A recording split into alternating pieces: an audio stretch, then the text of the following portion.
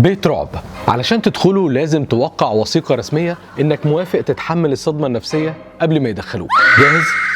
في حدث نادر جدا في استوديوهات يونيفرسال بأوساكا في اليابان، اعلنوا عن اخطر واغرب تجربة رعب في التاريخ ضمن فعاليات ليالي الهالوين المرعبة 2026. لايتس اوت نايتمير ايسوليشن، يعني قطع الانوار، عزلة الكوابيس. دي رحلة عزلة وتوتر وحرب نفسية كاملة بتلعب على عقلك وتخليك تفقد السيطرة تماما، وبتفقدك الحدود ما بين الحقيقة والخيال.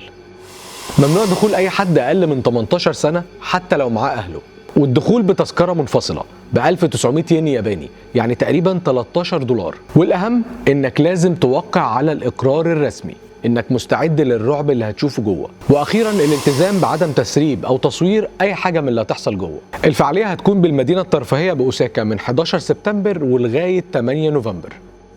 خبراء علم النفس أكدوا إن موضوع التوقيع والإقرار النفسي ده اللي هيخلي ملايين يجروا علشان يجربوا التجربة دي، والممنوع مرغوب. سؤالي بقى لمحب الرعب والمغامرة، لو اتعرض عليك العرض ده، عندك الشجاعة توقع وتدخل ولا سلامتك النفسية أهم؟